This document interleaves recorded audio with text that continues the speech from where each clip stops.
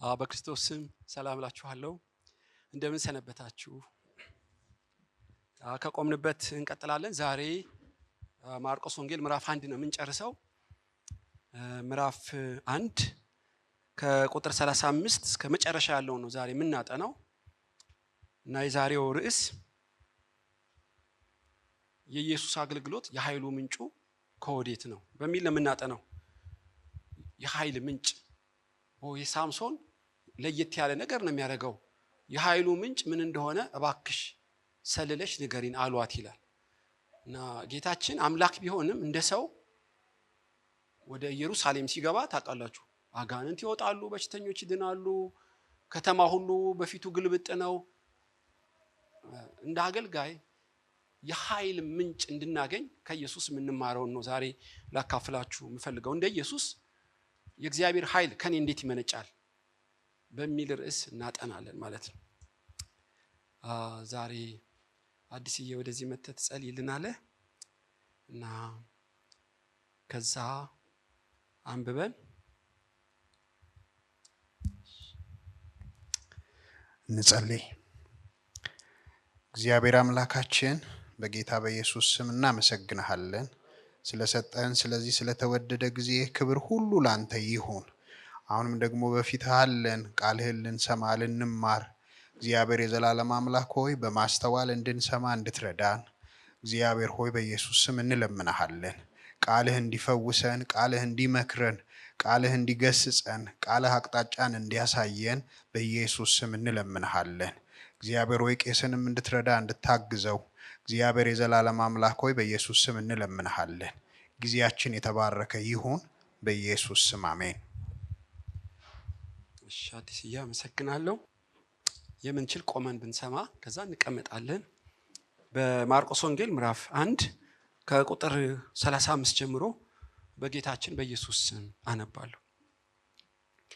ማለዳ ተነስቶ ገና ሌሊት ሳለ ወጣ፣ ወደ ምድረ በዳም ሄዶ በዚያ ጸለየ። ስምዖንና ከእርሱ ጋር የነበሩት ገስግሰው ተከተሉት። ባገኙትም ጊዜ ሁሉ ይፈልጉሃል አሉት። እርሱም በዚያ ደግሞ ልሰብክ ወደ ሌላ ስፍራ በቅርብ ወዳሉት መንደሮች እንዲሄድ ስለዚህ መጥቻለሁና አላቸው። በምኩራባቸውም እየሰበከ አጋንንትንም እያወጣ ወደ ገሊላ ሁሉ መጣ። ለምጻምም ወደ እርሱ መጥቶ ተንበረከከና ብትወድ ልታነጻኝ ትችላለህ ብሎ ለመነው። ኢየሱስም አዘነለት። እጁንም ዘርግቶ ዳሰሰውና እወዳለሁ ንጻ አለው። በተናገረም ጊዜ ለምጹ ወዲያው ለቀቀውና ነጻ። በብርቱም ተናግሮ ወዲያው አወጣው። ለማንም አንዳች እንዳትናገር ተጠንቀቅ፣ ነገር ግን ሄደ ራስህን ለካህን አሳይ፣ ለእነርሱ ምስክር እንዲሆን ስለ መንጻትህ ሙሴ ያዘዘውን አቅርብ አለው። እርሱ ግን ሲወጣ ብዙ ሊሰብክና ነገሩን ሊያወራ ጀመረ። ስለዚህም ኢየሱስ ተገልጦ ወደ ከተማ መግባት ወደፊት ተሳነው። ነገር ግን በውጭ በምድረ በዳ ይኖር ነበር። ከየስፍራውም ወደ እርሱ ይመጡ ነበር። አሜን። እሺ እንቀመጣለን። የጌታችን የኢየሱስ ክርስቶስ ኃይል በሄደበት ጊዜና ስፍራ ሁሉ ሰዎች ወደ እሱ ይመጣሉ እና ከተማ ሁሉ ተገልብጦ መጣ ይላቸዋል። እንዲያውም ልዩ ልዩ ደዌ ያለባቸው በመሸ ጊዜ ወደ እሱ ተሰበሰቡ፣ ሁሉም ፈወሳቸው። አጋንንትም ይወጡ ነበር፣ ቃሉንም ያስተምራቸው ነበር እና በሄደበት ሁሉ የመንፈስ ቅዱስ ኃይል በኢየሱስ ላይ ይገለጣል እና እውነተኛ ሰማያዊ ምንጭ ግን ዛሬ ከኢየሱስ ሕይወት የምንማረው ነው ማለት ነው። አንደኛው ሉቃስ በግልጽ ጽፎልናል። ፀሐይ ገብቶ በመሸ ጊዜ ቁጥር 35 ማለዳም ተነስቶ ገና ሌሊት ሳለ ወጣ፣ ወደ ምድረ በዳ ሄደ፣ በዚያም ጸለየ።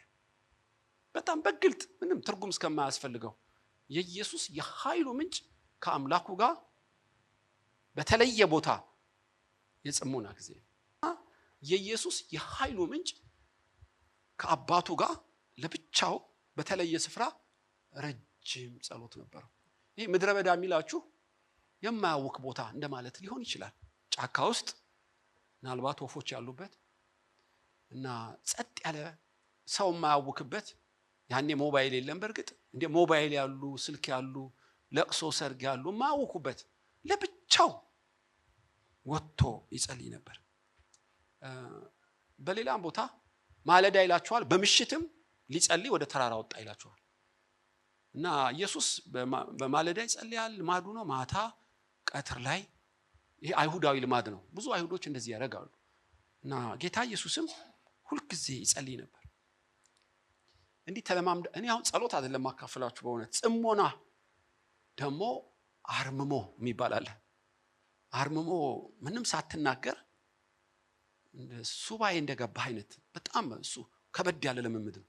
ጽሞና ግን ለብቻ ትንሽ በሶ ውሃ ይዘህ ማንንም እንዳያይህ እንዳይፈትኑህ ጭልጥ ብሎ ከአምላክ ጋር መሆን ረዘም ላለ ጊዜ ደጅ መጥናት በእውነት እላችኋለሁ እንዲህ ያለ ልምምድ ናፍቃለሁ። ኮምፕሊትሊ ላይፍ ይቀየራል። ዝም ብለህ ስትሄድ ያየህ ራሱ ይኮነናል። ምናልባት ጥላ ራሱ ሳታቅ ሊፈውስም ይችላል። ኢየሱስ ከአባቱ ጋር ብዙ ጊዜ ያጠፋ ነበር እና በጸጥታ ብዙ ሀገር አይቻለሁ። አንድ ሆነ ከጸለይክ ትራስ አለች፣ ሻማ አለች፣ ባይብል አለች። ሁለት ከሆናችሁ ለሁለት፣ ሶስት ከሆንክም ለሶስት እንደዚህ ያመቻቻሉ። እኛ ጋር ብዙ አላየሁም በእውነት አለ፣ ግን እንደ ቁጥራችን ብዙ የጽሞና ቤቶች የሉንም። እና በርግጥ እንደ ራእይ ያላቸው እንዲህ ያሉ ቢያዘጋጁ እንዴት ደስ ባለኝ። ሙሴ ከሰው ሁሉ ይልቅ በጣም አስገራሚ ነው።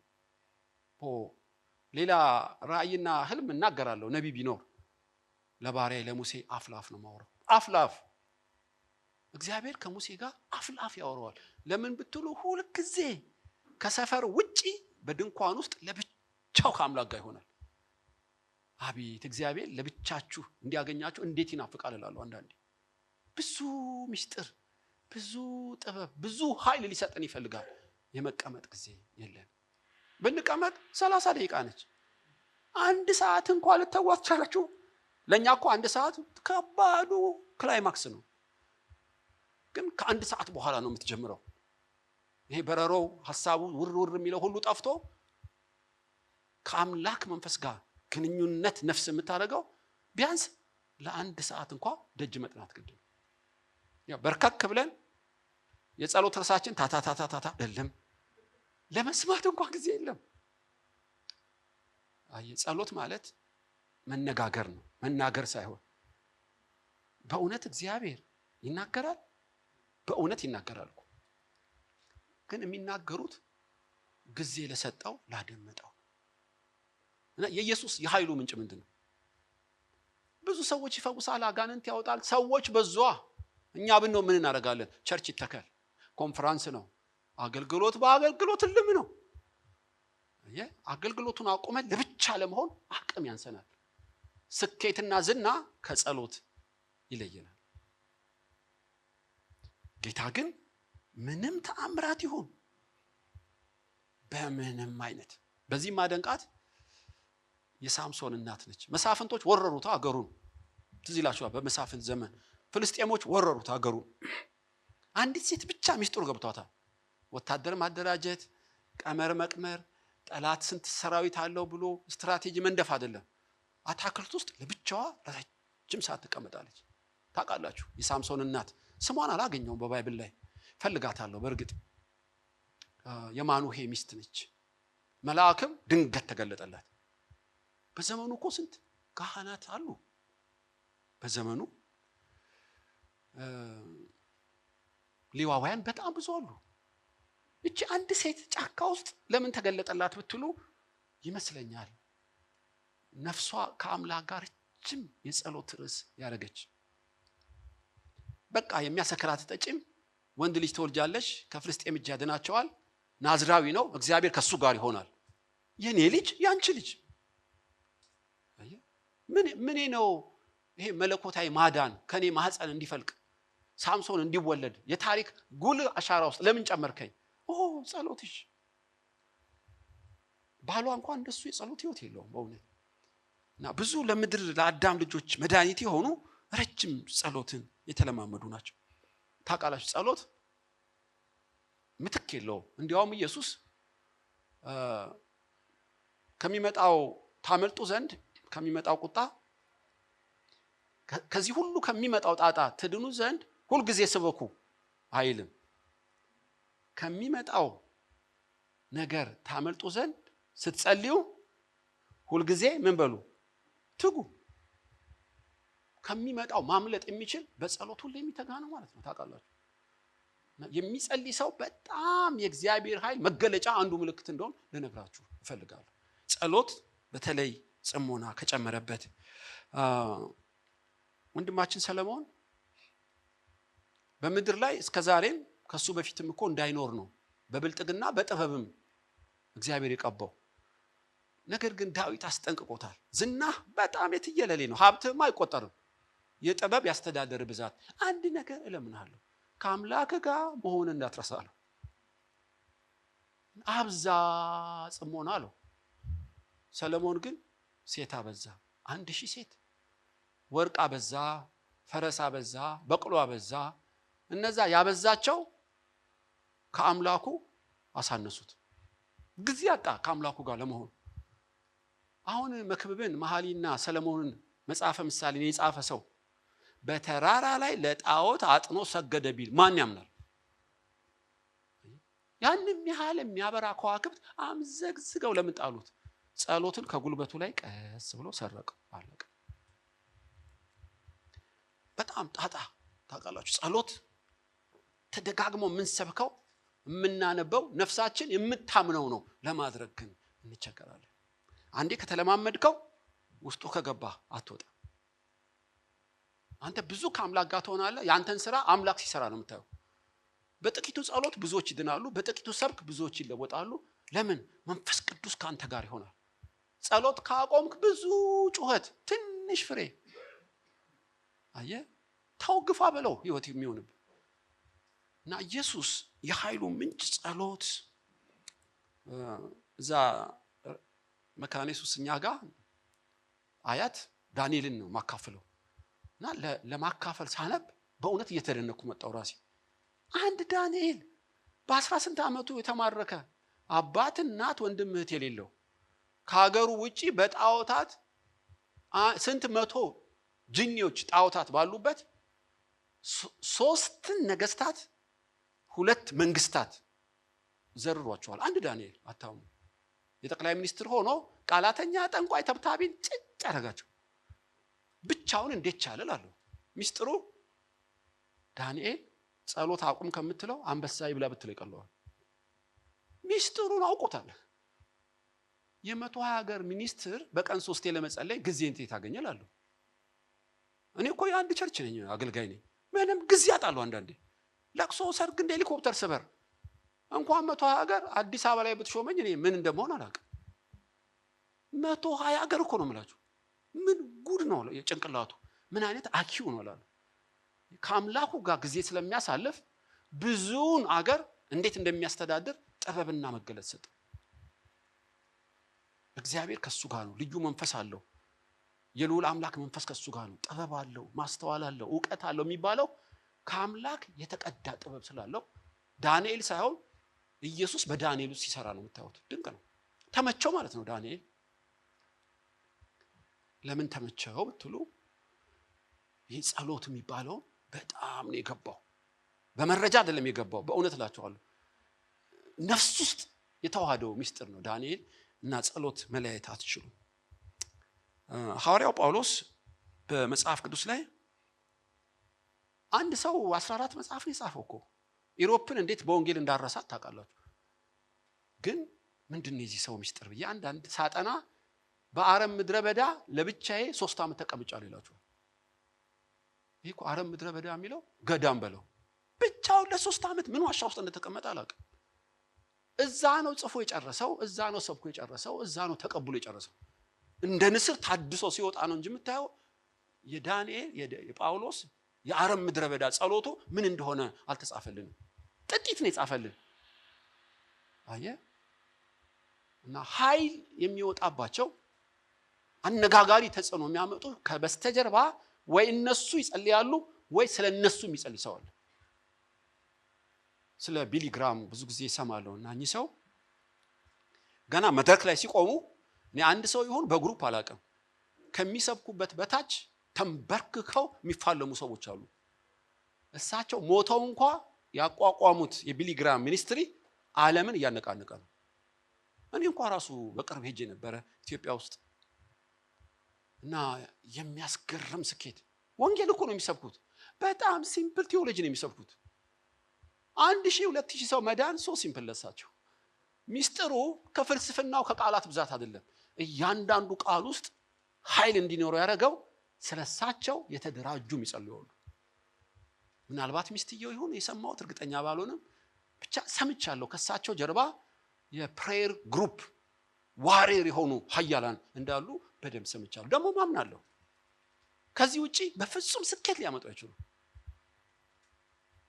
እና ጌታ ኢየሱስ ከአባቱ ጋር ይጸልይ ነበር ነው የምላችሁ። ኦዚያንም ንጉሥ ኦዚያን ከካህኑ ዘካርያስ ጋር ውሎ ሲያድር እግዚአብሔር ባረከው። ጠላቶች ተገዙለት፣ ግብር አመጡለት፣ ዝናው ወጣ። ለምን? ከካህኑ ጋር ብዙ ጊዜ ያጠፋ ነበር። በበረታ ጊዜ ልቡ ታበየ። ምን ማለት ነው? ጸሎት አቆመ። ካህኑን የራስ ጉዳይ ያለው እዛ መጎብኘት ነው፣ እዛ መመረቅ ነው፣ እዛ መዝናናት ሆነ።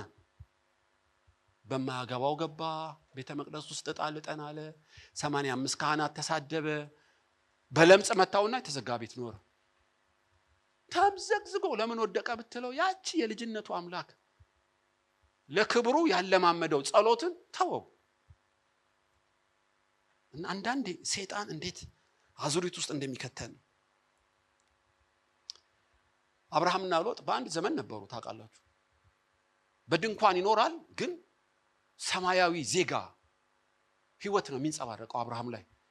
እና መገለጥ አለው አብርሃም፣ ምልጃ አለው አብርሃም። እና የጥበቡ ብዛት ልነግራችሁ አልችልም።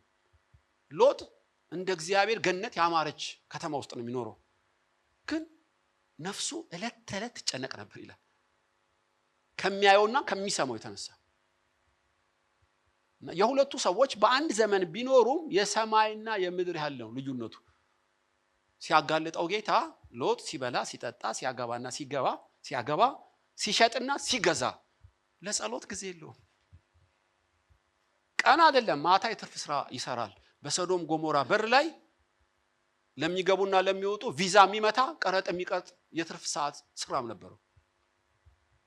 ልጆቹና ሚስቱን ይዞ ከአምላኩ ፊት እንደ አብርሃም ተቀምጦ የሚማልድበት ጊዜ የለው። ታውቃላችሁ ከልጆቹ ልጅ ወልዶ ሞዓብና አሞንን እስከዛሬ እስራኤልን የሚያስጨንቁ መጥፎ አሻራ ትቶ ሄደ ነው ሎጥ። ነፍሱ በእምነት ብትጸድቅም የጽድቅ ተጽዕኖ ለማምጣት ግን አልቻለም። አብርሃም በሱ ዘመን የነበረ አብርሃም ሳይሆን አብርሃም ብያለሁ ያለው ለምንድን ነው? በድንኳኑ ከአምላክ ጋር የመቀመጥ ጊዜ ያለው። አሁን እኮ የምሰብካችሁ ኖሬው አይደለም፣ በእውነት ንስሐ እየገባው ነው የምጸልየው። እመኘዋለሁ ይሄን ህይወት ጸጋ እሻለሁ ከናንተ ጋር ብሬ። ማርታ በብዙ ትጨነቂያለሽ። እኔ ሰላሙ አምላክ በቤትሽ ነኝ፣ ሰላም ግን የለሽ። ተበጥብጠሻል፣ የተቀመጠችውን ትበጠብጫለሽ። ተከሰሻል፣ ትከሻለሽ። ምን ሆነሽ ነው አላት።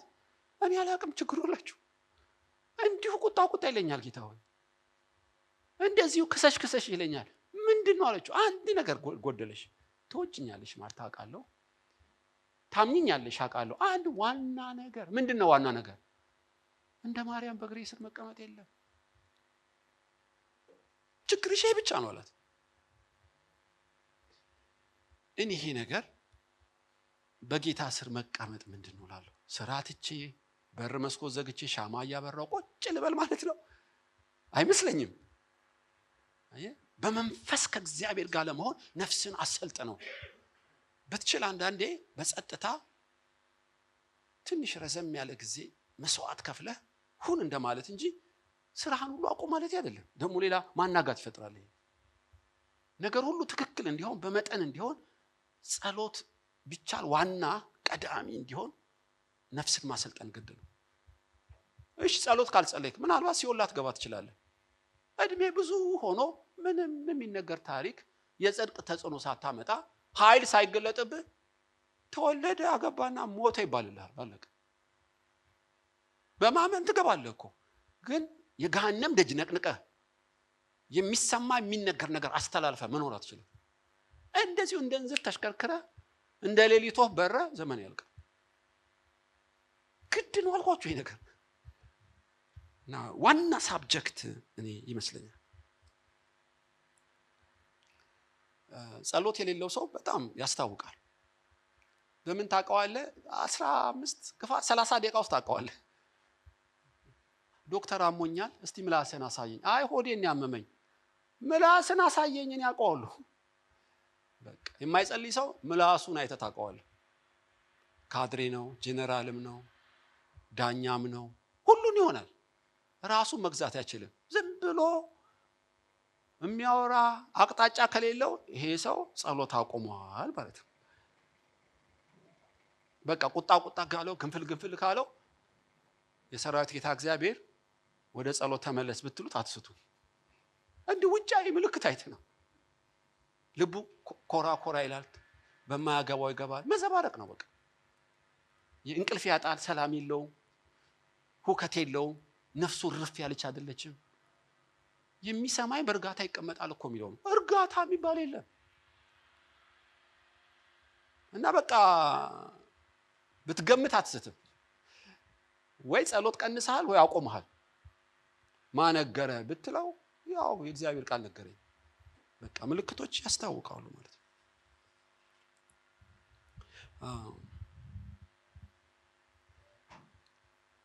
እኔ አንዴ ክፍለ ሀገር ለኮንፈረንስ እኔና አንድ ሰው ጠሩንና እኔ ያው በቃል የተሰጠኝ ላይ ነው የምተጋው። እሱ ያው የምታቋትን ነገር ተቀጠቅ ያደርጋል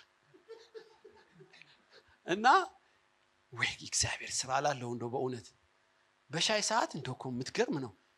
እኔ እኮ እንዳንተ ያለ መገለጥ የለኝም። ይሄን መገለጥ ከሰጠኝ ጀምሮ ረፍት የለኝም። ያም ኮንፈረንስ ይጠራኛል፣ ግለሰቦች ይጠሩኛል፣ ቀንና ሌሊት ከውስጥ ይደውሉልኛል ሲለኝ የቀይ መብራት አደጋ ታየኝ። በእውነት ተምላችሁ ብራዘር፣ ሰው ሁሉ የሚፈልግህ ካንተ ጸጋን ለመካፈል ነው። ለጊዜያዊ ፈውስና ምሪት ነው የሚፈልግህ፣ ለነፍሱ መዳን አይደለም። ኢየሱስ የመጣው ሰዎችን ለማዳን ወንጌል ለመስበክ ነው። ስብከት ፈውስ እግረ መንገድ ነው። ኢየሱስ እያለ ያልተፈወሱ ብዙ አሉ፣ የሞቱም አሉ። ብትፈልግ በጣም የሚቸኩለው ወንጌል ለማድረስ ነው። እናንተ የጸጋ ስጦቱን ማኔጅ ማድረግ የቻልክ አልመሰለኝም። ለምን እንዲህ አልከኝ አለኝ። ሰው እኮ እየፈለገኝ ነው። ካፌ የሚወጣው ቃል መሬት አይወድቅም ሲለኝ ለምን እንደዚህ እንዳልኩ ገብቶሃል? አዎ ጊዜ ለጸሎት የለህም አልኩት። ከአገልግሎት ብዛት የተነሳ እኔ እንኳን ቁጭ ብዬ ስንት ሰው ነው የሚደውልልህ? ከአምላክ ጋር የጽሞና ጊዜ ያለ ሆይ እኔ አታገልግል አልልህም፣ ግን ጸሎት እንዳትጸልይ ካደረገ አደጋ ወረዳና አልኩት። ይመስለኛል ትክክል ይሆንኩ። የኢየሱስ የአገልግሎቱ ምንጭ ምንድን ነው? ከአምላኩ ጋር የግል ጊዜ የጸሎት ጊዜ ያለው። አያስነካው። አልዓዛር ከሞት አስነሳው፣ እዛ ምድረ በዳ ነው። በኋላ አካፍላችሁ ከለምጽ አነጻው፣ ለብቻው። ዝናው አገልግሎት እየጨመረ ከአምላኩ አይለየው ነው የምላችሁ። እኔ አንዳንዴ ጸልየን ጋብቻ ይመጣል፣ ጸልየን ንግድ ይመጣል፣ ጸልየን ስልጣን ይመጣል። ቀስ ብለ ያን ሰው ይው ቀስ እያለ ለጸሎት ጊዜ የለኝም፣ ስብሰባ ነኝ፣ ልምድ ልውውጥ ነው ይልሃል። ግን ፍጻሜው አደጋ ውስጥ ነው። የእግዚአብሔር ኃይል ከኔ እንዴት ይመነጫል? ከጌታ ጋር የጸሎት ጊዜ ሲኖር ነው። ሙሴ ወደ ተራራው ናና 40 ቀን እፈልግሃለሁ። ሙሴም 40 ቀንና ሌሊት ከእግዚአብሔር ጋር ነበር። ብዙ የጻፈው ያን ይመስለኛል። ይናገራል፣ ይጽፋል፣ ይናገራል። ዘሌዋውያን ዘዳግም ታውቃላችሁ ብዙ ነው። እና ሲመለስ ሙሴ አያውቅም፣ ፊቱ ግን ያበራ ነበር። አያውቅም እኮ እንደ ፓውዛ ያበራል። አረ ፊት ያብለጨልጫል። ያማ የኔ ፊታው ጨርቅ አምጥቶ ሸፈነው ይላል። ከአምላክ ጋር ብዙ በቆየ ቁጥር ሳታውቀው የሚበራ ጸጋል፣ የሚበራ ኃይል፣ ለሌሎች የሚያስገርም የኢየሱስ ነጸብራቅ ይታይባል። ከጌታ ምንማረው አንዱ እሱ ነው። ሁለተኛው ነው ቁጥር 36 ምዕራፍ 1 ስምዖንና ከእርሱ ጋር የነበሩት ገስግሰው ተከተሉት። ባገኙትም ጊዜ ሁሉ ይፈልጉሃል አሉት። እርሱም በዚያ ደግሞ ልሰብክ ወደ ሌላ ስፍራ በቅርብ ወዳሉ መንደሮች እንዲሄድ ስለዚህ መጥቻለሁና አላቸው። በምኩራብም እየሰበከ አጋንንትንም እያወጣ ወደ ገሊላ ሁሉ መጣ። ሁለት ዝም ብሎ እየጸለየ ብቻ የሚቀመጥ አይደለም ጌታ። ታውቃላችሁ፣ ሚሽነሪ ልብ አለው። ወንጌል ለማድረስ የተዘጋጀ ነው። ኃይል የሚሰጥህ የሚሽነሪ ልብ ሲኖር ነው። አሁን አንዳንድ ቅድም ያልኳችሁ የገዳም ሲስተም ቁጭ ብለው ለረጅም ዓመት እንዲያውም ላይፍ ታይም የሚገባሉ። ወንጌሉን ማን ያዳርሰው? ጥሩ ነው እኮ የጸሎት ህይወት፣ ግን በጨለማ ላሉት በሞት ጥላ ለሚመላለሱ የዘላለም ወንጌል ማን ይስበክ? ሂዱና ወደ ዓለም ሁሉ ስበኩ ብሎናል። መጸለይ አንድ ነው፣ በጣም ሚዛን የሚያስገኝ ነገር ነው። ግን በዛው ልክ የእግዚአብሔር ኃይል የሚገለጠው ወንጌል ላልተደረሰባቸው የሚሽነሪ ልብ ሲኖረን ነው። ወንጌል ለማድረስ የሚሄድ ጌታ ሁሉ ይፈልጉሃል። ደስ ይላል እኮ ይሄ ቃል። ሁሉ ፈለጉኝ፣ ሃሌሉያ ድንኳን ትከሉልኝ ነው የምለው። ሜጋ ቸርች ስሩልኝ ልል እችላለሁ። ተፈላጊነት ደስ ይላል እኮ ነው አለም። እኔ የሰው ፍላጎት አይመራኝም፣ የኔ ስኬት አይመራኝም። እናስ አንተስ ወንጌል ሰማ? ያልሰሙ ከሰሙት እኮ ይበልጣሉ። አባቴ ላከኝ የዘላለሙን ወንጌል እንዳደርስ እንጂ በየቤት ፈውስ እንዳድል አይደለም። ቁጭ በል አርፈ ብሎ ትቷቸው ሄደ። በሰው ስትወደዱ፣ በአንድ ቦታ ስኬት ስታገኙ ወንጌሉን ይረሳል። በቃ ቢሮ ነው፣ ምቾት ነው፣ ፍቅር ነው፣ የሰው ቁጥር ነው፣ መባ ይበዛል። ስለሌላው እንዳታስብ ያደርጋል። ኢየሱስ ግን ተመችተዋል ብትሉት፣ ይፈልጉሃል ብትሉት፣ ሰዎች ሁሉ ወደ አንተ መጡ ብትሉት አይቀመጥም። እኔ አንድ ቸርች እስከዛሬ አረሳውም። ያን ቸርች አይቼም ስለማላውቅ በጣም ብዙ ናቸው። ላገለግል ሄድኩ። ከበር ጀምሮ ኢትዮጵያ ውስጥ ወንጌል ያልተደረሰባቸው ብሔሮች ወኪል ፎቶዎች በትልቁ ተቀምጧል። ለምሳሌ የአፋር ሴት ትሆናለች። አለባበሷ ሴትዮዋ በትልቁ አጥበው ቁጭ አድርገዋታል። ወይ ጉሙዝ ይሆናል።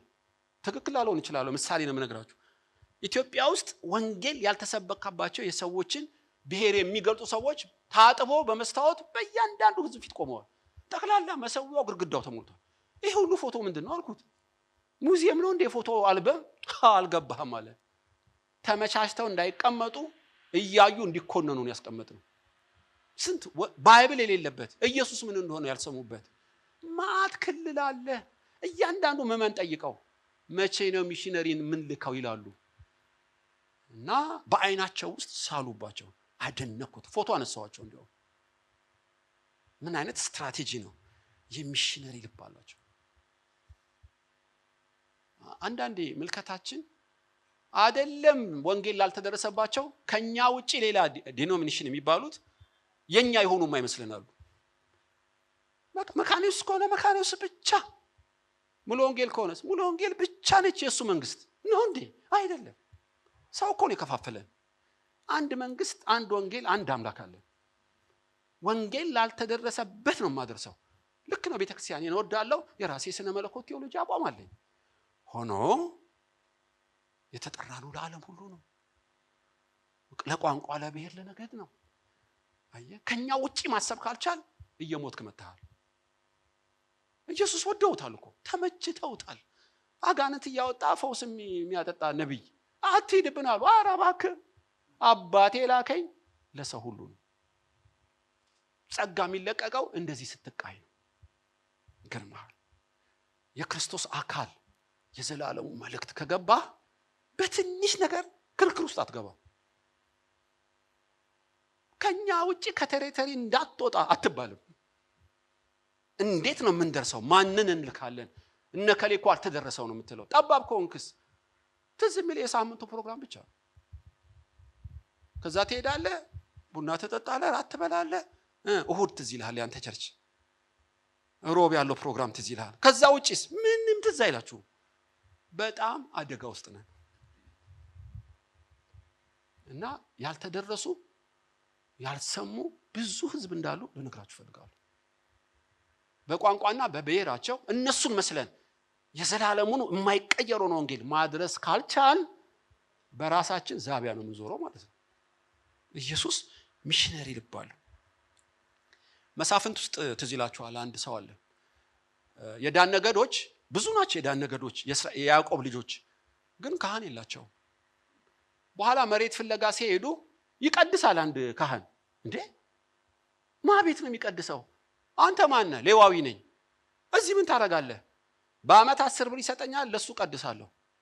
ለአንድ ሰው ነው የምትቀድሰው? አዎ። ሰይፋቸውን አወጡ። እኛ ብዙ ሆነን ካህናተን ለአንድ ሰው ትቀድሳለህ? ውጣ ከዚህ አሉት። ከዛ ካህኑን የቀጠረው ያ ሰው ካህኔን ለምንድን ነው የምትወስደው አሉት። ካህኔን ለምንድን ነው የምትወስዱት ብሎ የዳን ነገዶችን ተቆጣ። አፍን ዝጋ አሉት። የተቆጣ ሰው አንገትን በሰይፍ ይቀለዋል። እሱ ለብዙዎች እንጂ ለአንተ ብቻ አይቀድስም አሉት። ትክክል ናቸው። ያምጣመው ጣዋት ይቀድስለታል። ካህን እኮ ለብዙዎች ነው። ጣዋት ማታም ለሱ ይቀድስለታል። በመሳፍንት ዘመን ግን ነገድ ካህን የሌለው ነገድ አለ። እና አእምሮን ተመልኩት። እንጀራ ተኮር ካልሆነ ተልኮ ተኮር አይደለም ማለት ነው። ምቾት ተኮር ነው ማለት ነው ይሄ ካህን።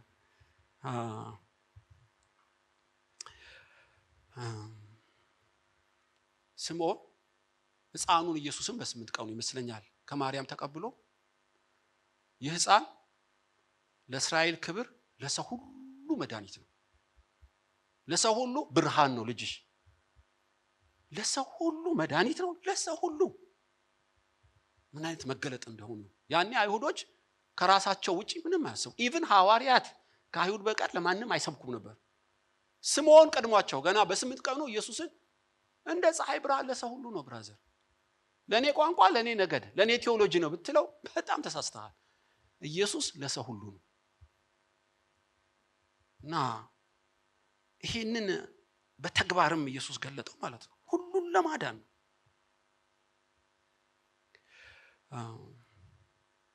የእግዚአብሔር ኃይል በሙላት በእኔ እንዴት ይገለጣል? አንደኛ ረጅም የጸሎት ጊዜ ሲኖር እዛ ላይ ትንሽ የምትደርብበት ምንድን ነው? የወንጌል ጉዳይ። አትሊስት መሄድ ቢያቅትህ መጸለይ ትጀምራለህ። በአስራትና በመባ ታግዛለህ ሚሽነሪዎችን። አጋጣሚውን ስታገኝ ወገብ የታጠቀ መብራት የበራ ይሆናል። እንደዛ ነው ኃይል የሚለቀቀው በእንዲህ ያለ ቅኝት ላሉት። እና ሶስተኛው ልብ ይነካል በእውነት። ሶስተኛውም ከባድ አዕማድ ነው። ቁጥር 40 ላይ ለምጻምም ወደ እርሱ መጥቶ ተንበረከከ። ብትወድ ልታነጻኝ ትችላለህ ብሎ ለመነው። ኢየሱስም አዘነለት፣ እጁም ዘርግቶ ዳሰሰውና እወዳለሁ ንጻ አለው። በተናገረም ጊዜ ለምጹ ወዲያውኑ ለቀቀውና ነጻ። በብርቱም ተናግሮ ወዲያው አወጣው። ለማንም አንዳች እንዳትናገር ተጠንቀቅ፣ ነገር ግን ሄደ ራስን ለካህን አሳይ፣ ለእነርሱ ምስክር እንዲሆን ስለ መንጻት ሙሴ ያዘዘውን አቅርብ አለው። እርሱ ግን ሲወጣ ብዙ ሊሰብክና ነገሩን ሊያወራ ጀመረ። ስለዚህም ኢየሱስ ተገልጦ ወደ ከተማ መግባት ወደፊት ተሳነው። ነገር ግን በውጪ በምድረ በዳ ይኖር ነበር። ከየስፍራው ሁሉ ወደ እርሱ ይመጡ ነበር። ሶስተኛና የመጨረሻው የእግዚአብሔር ኃይል በአንተ የሚገለጠው ረጅም ጽሞና ስታደርግ፣ ወንጌል ላልተደረሱት ሚሽነሪ ልብ ሲኖርህ፣ ሶስተኛ ማህበረሰቡ ላገለለው፣ ለተጠቃው፣ ለድሆች ልብ ሲኖርህ ነው። ይሄ ለምጻ በጣም ዘሌዋውያን ላይ ሄዳችሁ ብታጠኑ ነው በጣም የሚገባችሁ።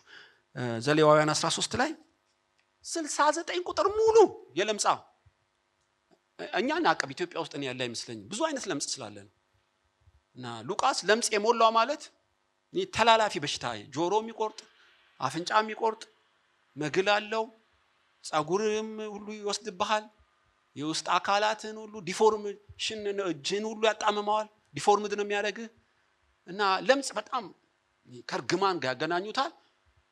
ከሞቱ ትንሽ ከፍ ብሎ ከሕያዋን ሁሉ በታች እንዲያውም የዘላለም ሕይወት አይገባም ብለው ነው የሚያስቡት። ሄዳችሁ ብታነቡ ዘሌዋውያን ላይ ስቅቅ ነው የሚላችሁ የዚህ ለምጻም ነገር። ቤተ መቅደስም አይሞክራትም። የሰርግ ለቅሶ ቅብጥርሶ የለም። ለብቻው ነው የሚኖረው። ምናልባት ለምጻም ከለምጻም ጋር ነው የሚኖረው። ያውም ለምጹ የሱ አይነት ደረጃ ለምጽ ካለው ጋር ወደ ከተማ ድንገት ልምጣ ቢል የሆነ ዲያሜትር አለ የተሰመረለት እና ምን ብሎ ይላል? ልብሱን ይቀዳል፣ እጁን ጭንቅላቱ ላይ አድርጎ እንደ አምቡላንስ መጮህ አለበት። እርኩስ ሰው መጣ፣ እርኩስ ሰው መንገድ ልቀቁ። ሳትጮህ ድንገት ሰው ብትነካ በድንጋይ ወግረው ነው የሚገሉ። እርኩስ ሰው መጣ ልቀቁልኝ። እንዴት ሳይኮሎጂካሊ ስብራቱን ይዩት። ራሱን እርኩስ ሰው ነኝ፣ የተረገመ ሰው ነኝ፣ መንገድ ልቀቁልኝ እንዳላረክሳችሁ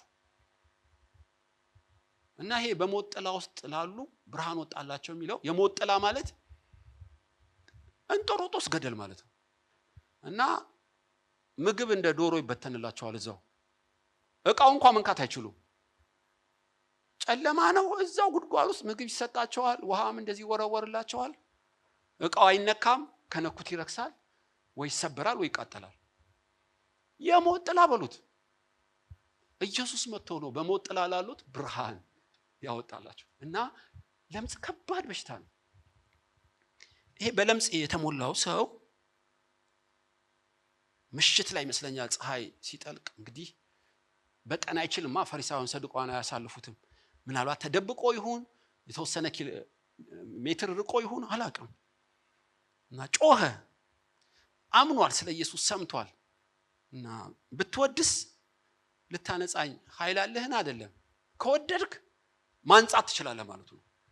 በጣም ልብ የተሰበረበት የተማጽኖ ልመና፣ ካንተ በቀር የሚያድነኝ የለም። በቃ ሰው ርቆኛል፣ በሽታ አጥቅቶኛል፣ ብቸኝነቱ ገደለኝ፣ መንፈሴ ታውቋል፣ ተሰባብሬልሃለሁ እባክህ ብሎ ለመነው።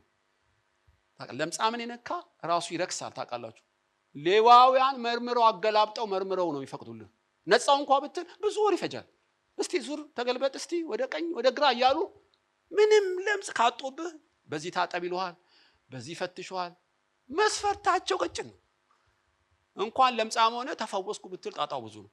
ቶሎ አትቀላቀልም። እንደ ኢቮላ ቫይረስ አይነት ነው በኢትዮጵያ ቋንቋ፣ ወይ እንደ ኮሮና አይነት ነገር ነው።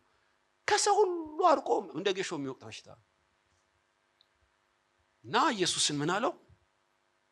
ጌታ ሆይ ብትወድ ልታነጻኝ ትችላለህ ብሎ ለመነው። የሚገርም ነው የጌታ ነገር። ኢየሱስም አዘነለት ይላል። ለድሆች የሚያዝን ልብ አለው። እና ይሄን ሌዋዊ ምን አለው? አዘነለት። አየህ፣ ልቡ እኮ ነው። አዘነለት። ማዘን ብቻ አይደለም፣ እጁን ዘረጋና ዳሰሰው ይላል። እንደዚህ እኮ ነው የሚለው። እጁንም ዘርግቶ ዳሰሰው።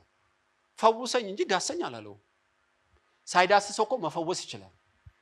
ግን የልቡን ሐዘን በሚገባው መዳሰስ ሲገልጥለት ነው የምታዩት። ዳሰሰው።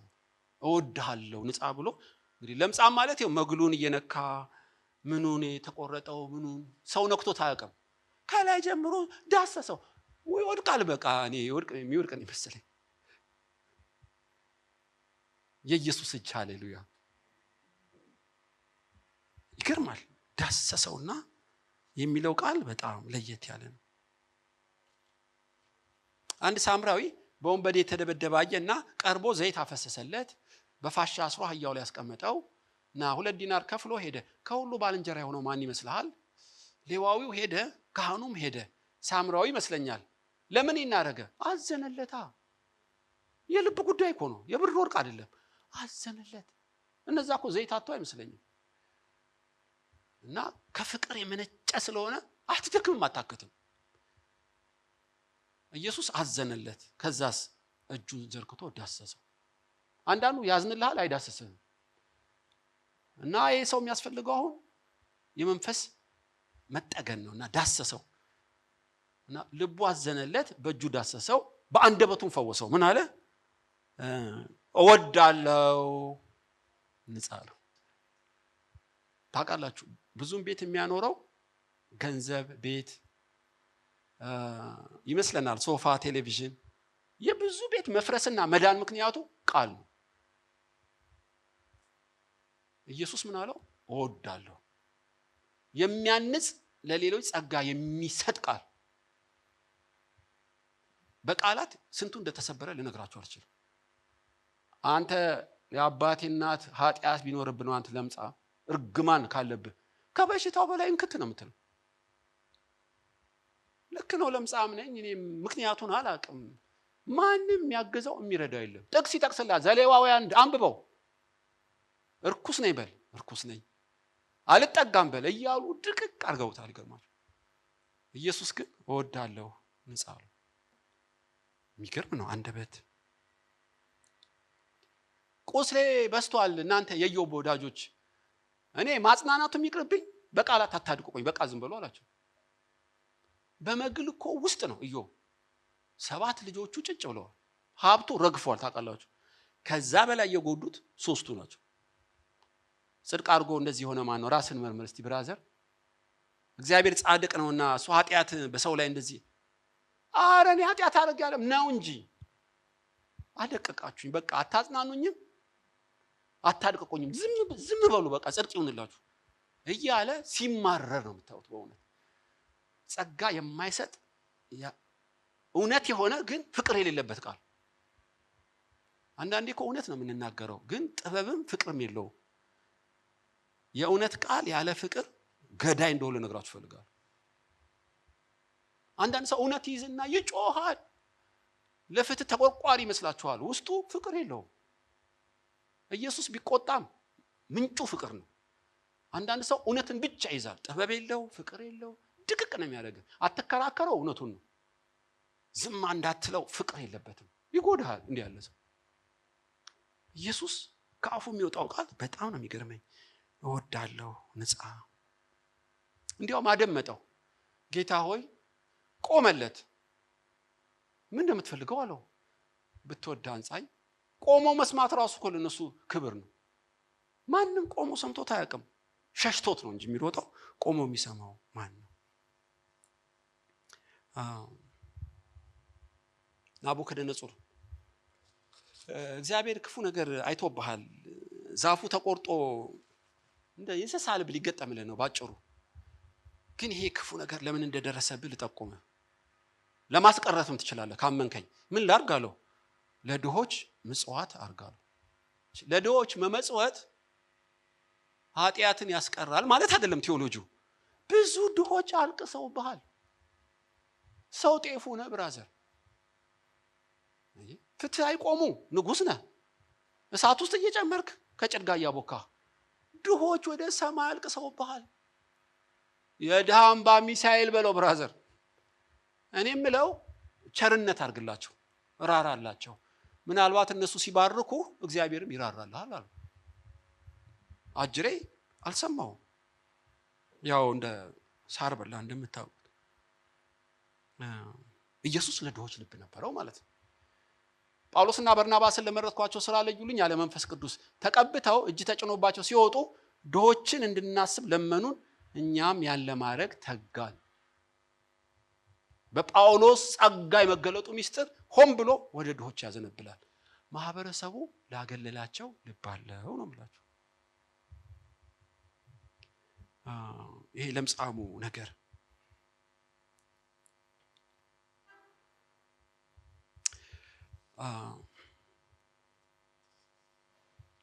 አንድ ትእዛዝ፣ አንድ ማስጠንቀቂያ ሰጠው። ሂድና በታላቅ ድምፅ ነው ለምጽ ልቀቅ አለው ኢየሱስ። ወዲያው ለቀቀው። የጌታ ፈውስ ማገገም የለውም ታውቃላችሁ። ብድግ አለ ወዲያው፣ አዲስ አካል ገጠመለት። በጣም ጥሩ። ሂድና ራስን ለካህን አሳይ። ለምን? መሲህ እንደተነሳ የነቢያት የተናገሩት ኢየሱስ እንደተወለደ ምስክር እንዲሆናቸው ንገራቸው። ለሌላ ሰው ግን ተጠንቀቅ እንዳትነግር አለው። ሰውየው በተገላቢጦች ነው ያደረገው። ቱልቱላ እየነፋ ሄደ። እኔ አንድ ሰው ብሎኛል፣ ቄስ ያንተ እኮ ችግር ሚስጥርን አትደብቅም አለ። ዝም ብለህ ለሁሉ ታወራለህ፣ የመከራ ብዛት እሱ ነው አለ። ደግሞም ትክክል ነው። አንዳንድ መከራዎቼ ለማይገባው ሰው ያለ ጊዜው ሚስጥርን በመናገር የተጎዳውበት ጊዜ አለ። አትናገር ለምን አለው? ኢየሱስ የመጣው ለፈውስ አይደለማ። ያለ ጊዜው ቢናገር ቀናተኞች ይበዛሉ፣ በሽተኞች ይመጣሉ። የተላከበትን ወንጌል መስበክ አይችልም። መለኮታዊ የራሱ ጊዜና ቀመር አለው። እንዳትናገር ያለው ሆን ብሎ ነው። እነሆ የእግዚአብሔር ልጅ ቅዱስ ዝም በል እንዳትናገር፣ ለሰይጣንም አይፈቅድለትም። ፈውሱንም እንዲያራግቡት አልፈለገም። የተላከው ወንጌል ሰብኮ ለአዳም ልጆች መስዋዕት ለመሆን ነው። ታውቃላችሁ። ለሰው ሁሉ ሲጮህ ሰው ሁሉ ከበበው። ሹልክ ብሎ ወደ ምድር በዳ ሄደ። አለቀ። በግልጥ መስበክ አልቻለም። አልታዘዘም። በእውነት እኔ ለካህናት ራሱን አሳይቶ ይሆን አይሆን አላውቅም፣ ግን አምላክ ያለውን አልታዘዘም። ምስጢርን መጠበቅ አልቻለም። በእርግጥ ለረጅም ጊዜ አበሳውን ስለገላገለለት አላስችል ብሎት ይሆናል ይመስለኛል። ሆኖም የአምላክ ትእዛዝ ግን መጠበቅ ነበረበት። ያለውን ቢያደርግ የተሻለ ነበር ያስባሉ። አይዶን ነው በሰውየው መመፍረዴ ሳይሆን፣ ነገር ግን ቃሉ የሚለው ይሄንን ነው። ያለ ጊዜው ቀናተኞች ይቀሰቀሳሉ፣ ሮንግሊ ኢንተርፕሬት ያደርጉታል ያንተን አገልግሎት እና መንገድን ይዘጉብሃል፣ ቅስምህንም ይሰብሩታል። ለማይገባ ሰው የማይገባ ነገር መናገር የለብንም። እና ነህምያም ምስጢርን ይጠብቅ ነበር። የምታውቁት ለማንም ምንም አልተናገርኩም፣ በአህያዬና እኔ ብቻ ነው የምናውቀው፣ የፈረሰውን ምናምን ጎበኝ ነበር። እግዚአብሔር ወይ እባክህ ለበጎ አድርግልኝ ይላል። ለምን ጦቢያ ሰንበላት ጌሳም ከች ነው የሚልልህ። ምኑንም ሳትይዘው ከፖለቲካ ጋር ያጋጭኋል፣ ከተቃራኒ ጾታ ጋር ያጋጭኋል። ይሄ ከሆነ ብለህ እርግፍ አድርገህ ነው የምትተው። አንዳንድ የሃይማኖት ምስጢር መጠበቅ አለበት በእውነት። እሺ የእግዚአብሔር ኃይል በእኔ እንዴት ይገለጣል? አንደኛ ረዘም ያለ ጸሎት ከአምላክ ጋር ስትለማመድ። ሁለት ሚሽነሪ ልብ ሲኖርህ፣ ያልተደረሱትን በወንጌል ለማድረስ የሚጣጣር ልብ ሲኖርህ። ሶስተኛስ ለድሆች ማህበረሰቡ ላገለላቸው ልዩ እንክብካቤ ወይም የሚያዝን ልብ፣ የሚዘረጋ እጅ፣ የሚያንጽ አንደበት ሲኖርህ ነው። በእነዚህ ከተቀመምክ በቃ አውሮፕላን ቦሌ እንደሚያርፍ የእግዚአብሔር ኃይል መጥቶ ቁጭ ነው የሚልብ። እየተነቃቃ እየበዛን እንሄዳለን ማለት ነው። እግዚአብሔር የተመሰገነ ይሁን። በዚህ ጉባኤ መልእክት አለኝ። ልጄ ሆይ ኃይሌን እገልጥብሽ ዘንድ እፈልጋለሁ። ከተለመደ አንድ ወይን ጠጅ ከምጠጣ የሚጣፍጥ የበለጠ ነገር ላጠጣ ዝግጁ ነኝ። ከኔ ጋር ትንሽ ጊዜ እባክህ ውሰድ የሚለው ነፍስ አለ ይመስለኛል። ችግርህ እያለ ከችግርህ ጋር አትነጋገር፣ ከአምላክ ጋር ንግግር አድርግ። ችግርህ እንደ ሰም ነው የሚቀልጠው። ለእኔ ተወው ችግርህን፣ አንተ አትጋፈጠው። ከኔ ጋር ጊዜ ውሰድ የሚለው ነፍስ አለ ይመስለኛል። ከራስ ስብከት ጣቢያና ቸርች ውጭ አታስብም። ያልዳነ ብዙ ህዝብ አለ። ዓለም አቀፍ ልብ ይኑርህ። ዓለም አቀፍ አገልጋይ ላትሆን ትችላለህ። ልብህ ግን ላልተደረሱት ይሁን። አትሊስት አጋጣሚ ሲመጣ፣ ገንዘብ እጅ ሲገባ፣ ሰውን ገበታ ሲያዘጋጅልህ ሰው ለሰው ሁሉ ለመስበክ የተዘጋጀ ልብ ይኑርህ። በአንድ አጥቢያ ብቻ አትጣርጠር። እኔ ከቦታ ቦታ ቸርች ቀይሩ ማለት አይደለም፣ ግን ወንጌሉ ለሰው ሁሉ እስከ ፀሐይ መውጫ ድረስ የተላከ ነው ለማለት ፈልጌ ነው። የራሳችሁ ዲኖሚኔሽን አይኑራችሁ ማለት አይደለም። በእውነት ሮንግሊ እንዳትረዱኝ። ሆኖም ወንጌል ግን ለሰው ሁሉ ነው። ኢየሱስ ለሰው ሁሉ ነው። በአንድ አጥር መታጠር የለብንም። አንዳንዶች እንደዚህ ሊያረጓችሁ ከፈለጉ ጥሰህ መሄድ አለብን። ወደነሃል፣ ተመችተናል፣ ቁጭ በል ካለ ዘርበል። ያ ማለት ከሽማግሌዎች ቅጥር ውጪ መሆኑ ማለት አይደለም። የልብ ጉዳይ ነው። ሪሊ በእውነት ያልተደረሱትን ሰዎች ለመድረስ ሸክም አለሁ የሚለውን ከገባችሁ ይበቃኛል። 3 ለድሆች ልዩ ልዩ ችግር ላለባቸው የሚራራ ልብ፣ የሚዘረጋ እጅ አለ፣ የሚፈውስ አንደበት አለ። ለሰው ሁሉ በተለይ ለድሆች ሰፊ ነው ልብህ ወይስ አንተን ለሚመጥኑ ላውንደሪ ተኩሶ ሽቶ ቀብተው ቁጭ ለሚሉት ብቻ ነው? እሺ በዚህ ጎዳና ተዳዳሪው ለኔ ቢጤው በብዙ በሽታ ስቃይ አጋንንት ላለበት ልብ አለ ሆይ የሚለው ደግሞ አለ ማለት ነው። ስለነበረን ጊዜ እግዚአብሔር የተመሰገነ ይሁን። እንጸልያለን። ወገኖች ሆይ ዛሬ ርዕስ አለኝ። እኛ እኮ ያለምጻሙ ሰው እኛ ነን። እንደ ቁስል አይኖር እንጂ የኃጢአት ለምጽ ከሰው ርቀን ዓላማ ቢስ ሆነን እንዲሁ ስንገላወድ የኖርነውን ኢየሱስ ሰው አረገን። ሃሌሉያ። ያ ሰው እኮ እኛ ነን በእውነት የዳሰሰን። እኔ ፊታችሁ ቆም ዘንድ እኔ ማን ነኝ? ብዙ ተዳስሼ ነው። ብዙ ራርቶልኝ ነው።